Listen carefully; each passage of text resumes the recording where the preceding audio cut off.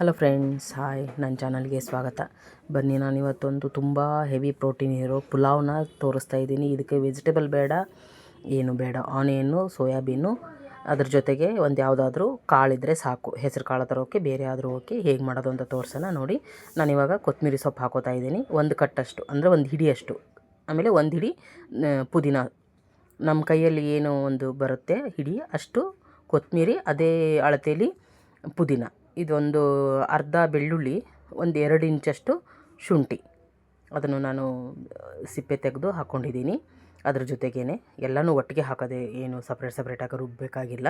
ಇದಕ್ಕೆ ಜಾಸ್ತಿ ಇಂಗ್ರೀಡಿಯೆಂಟ್ಸು ಇಲ್ಲ, ಏನಿಲ್ಲ. ನೋಡಿ, ಇಲ್ಲಿ ಮೆಣಸಿನ್ಕಾಯಿ 8ರಿಂದ 10 ಮೆಣಸಿನ್ಕಾಯಿ ತೊಗೊಂಡಿದ್ದೀನಿ. ನಿಮ್ಗೆ ಖಾರ ಜಾಸ್ತಿ ಬೇಕು ಅಂದರೆ ಇನ್ನೂ ಜಾಸ್ತಿ ತೊಗೊಳ್ಳಿ, ಕಮ್ಮಿ ಬೇಕು ಅಂದರೆ ಇನ್ನೂ ಕಮ್ಮಿ ಮಾಡ್ಕೊಳ್ಳಿ, ಅದು ನಿಮಗೆ ಬಿಟ್ಟಿರೋದು. ನೋಡಿ, ಇದನ್ನು ಇವಾಗ ಒಂದು ಸ್ವಲ್ಪ ಹಂಗೆ ದರ್ದರ ಅನ್ನಂಗೆ ಗ್ರೈಂಡ್ ಮಾಡ್ಕೊಳ್ಳಿ. ಅದಾದಮೇಲೆ ಇದಕ್ಕೆ ಒಂದು 3 ಟೀ ಸ್ಪೂನು ಇಲ್ಲ 4 ಟೀ ಸ್ಪೂನು ಮೊಸರು ಹಾಕ್ಕೊಳ್ಳಿ. ಮೊಸರು ಯಾಕೆ ಹಾಕ್ಕೊಳ್ಳೋದಂದರೆ ಟೇಸ್ಟು ತುಂಬ ಚೆನ್ನಾಗಿ ಬರುತ್ತೆ, ಅದಕ್ಕೋಸ್ಕರ.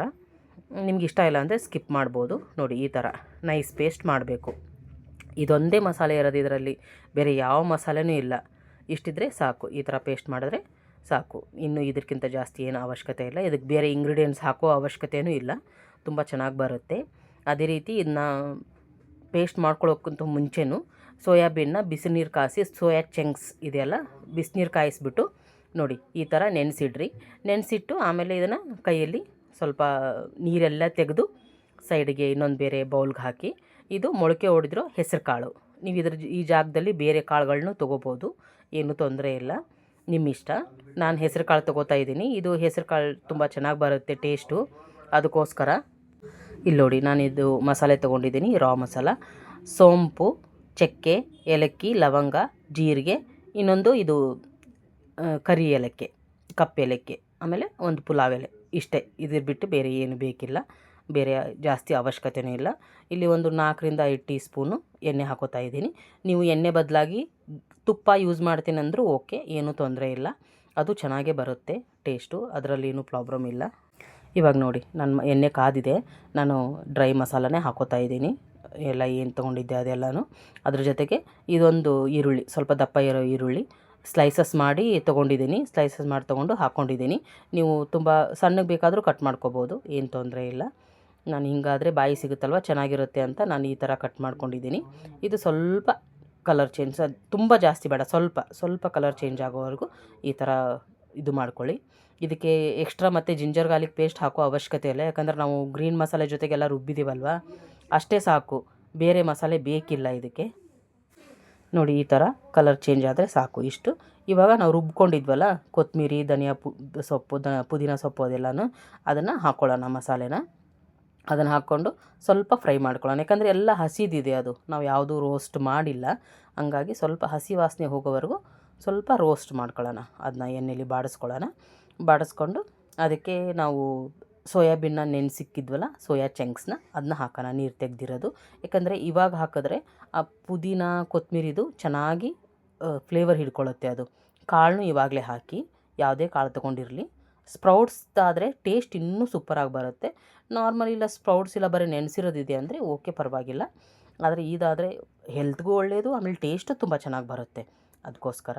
ಇದಕ್ಕೆ ಜಾಸ್ತಿ ಬಿರಿಯಾನಿ ಮಸಾಲ, ಪುಲಾವ್ ಮಸಾಲ ಅದೇನೂ ಬೇಕಿಲ್ಲ. ಇಷ್ಟೇ ಸಿಂಪಲ್ಲಾಗಿ ಲಂಚ್ ಬಾಕ್ಸ್ಗೂ ನೀವು ಯೂಸ್ ಮಾಡ್ಬೋದು ಮಕ್ಕಳಿಗೆ. ತುಂಬ ಹೆವಿ ಪ್ರೋಟೀನ್ ಬರುತ್ತೆ, ಯಾಕಂದರೆ ಸೋಯಾ ಚಂಕ್ಸಲ್ಲೂ ಪ್ರೋಟೀನ್ ಇದೆ, ಸ್ಪ್ರೌಟ್ಸ್ ಕಾಳಲ್ಲೂ ಪ್ರೋಟೀನ್ ಬರುತ್ತೆ.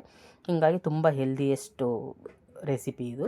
ಇನ್ನು ನೋಡಿ, ರುಚಿಗೆ ತಕ್ಕಷ್ಟು ಉಪ್ಪು, ನೀವು ಯಾವ ಅಳತೆಗೆ ತೊಗೊಂಡಿರ್ತೀರ ಆ ಅಳತೆಗೆ, ಅದೇ ಒಂದು ಅರ್ಧ ಟೀ ಸ್ಪೂನು ಅರಿಶಿನ. ಅದ್ರ ಜೊತೆಗೇ ನಾನು ಇಲ್ಲಿ ಕಿಚನ್ ಕಿಂಗ್ ಮಸಾಲ ಹಾಕ್ಕೋತಾ ಇದ್ದೀನಿ, ಬೇರೆ ಯಾವುದು ಬಿರಿಯಾನಿ ಪುಲಾವ್ ಮಸಾಲ ಯಾವುದು ಹಾಕ್ಕೊಂಡಿಲ್ಲ. 1 tea spoon Kitchen King masala, just ಫ್ಲೇವರ್ಗೋಸ್ಕರ ಅಷ್ಟೇ, ಬೇರೆ ಏನೂ ಬೇಕಿಲ್ಲ ಇದಕ್ಕೆ. ಅದು ನೀವು ಯಾವ ಅಳತೆಗೆ ರೈಸ್ ತೊಗೊಂಡಿರ್ತೀರ ಆ ಅಳತೆ ಡಬಲ್ ಆಗಿ ನೀರು ಹಾಕ್ಕೊಂಡು ಸ್ವಲ್ಪ ಇದೆಲ್ಲ ಮಿಕ್ಸ್ ಆಗಲಿ. ಆಮೇಲೆ ನೆನೆಸಿಟ್ಟಿರೋ ಅಕ್ಕಿನ ಹಾಕ್ಬಿಡಿ. ನಾನು 2 ಲೋಟ ಅಕ್ಕಿ ತೊಗೊಂಡಿದ್ದೆ, 4 ಲೋಟ ನೀರು ಹಾಕಿದ್ದೀನಿ. ನೋಡಿ, ಈ ಥರ ಹಾಕ್ಬಿಟ್ಟು ಚೆನ್ನಾಗಿ ಮಿಕ್ಸ್ ಮಾಡಿ, ಅಕ್ಕಿ ಅದು ಕಾಳು ಎಲ್ಲ ಮಿಕ್ಸ್ ಆಗಬೇಕು, ಮಸಾಲೆ ಎಲ್ಲ ಆ ಥರ ಮಿಕ್ಸ್ ಮಾಡಿ. ಇವಾಗ ತುಂಬ ಜನ ಏನು ಹೇಳ್ತಾರೆ, ಒಂದು 15 ನಿಮಿಷ ಅಕ್ಕಿ ನೆನೆಸಿಡಿ, ಆಮೇಲೆ ನೀವು ಇದು ಬಾಯ್ಲಿಂಗ್ ಸ್ಟಾರ್ಟ್ ಆದಮೇಲೆ ಕ್ಲೋಸ್ ಮಾಡಿ ಸಿಮ್ಮಲ್ಲಿಟ್ಟು 1 ವಿಸಿಲ್ ತೊಗೊಳ್ಳಿ, ಅದೆಲ್ಲ ಟೆನ್ಷನ್ನೇ ಬೇಡ. ನೋಡಿ, ನಾನು 1 ಟೀ ಸ್ಪೂನಷ್ಟು ತುಪ್ಪ ಹಾಕ್ತಾಯಿದ್ದೀನಿ. ತುಂಬ ಟೇಸ್ಟಾಗಿ ಬರುತ್ತೆ. ನೀವು ಫಸ್ಟೇ ತುಪ್ಪ ಹಾಕಿದರೆ ಮೇಲೆ ಹಾಕೋ ಅವಶ್ಯಕತೆ ಇಲ್ಲ. ಇವಾಗ ಕ್ಲೋಸ್ ಮಾಡಿಬಿಡಿ. ಕ್ಲೋಸ್ ಮಾಡಿ 3 ವಿಸಿಲ್ ತೊಗೊಳ್ಳಿ. ನಾನು ಸೋನಾ ಮಸೂರಿ ಅಕ್ಕಿಲಿ ಮಾಡ್ತಾಯಿದ್ದೀನಿ. ನೀವು ಬಾಸುಮತಿ ಆದರೆ 2 ವಿಸಿಲ್ ಸಾಕಾಗುತ್ತೆ.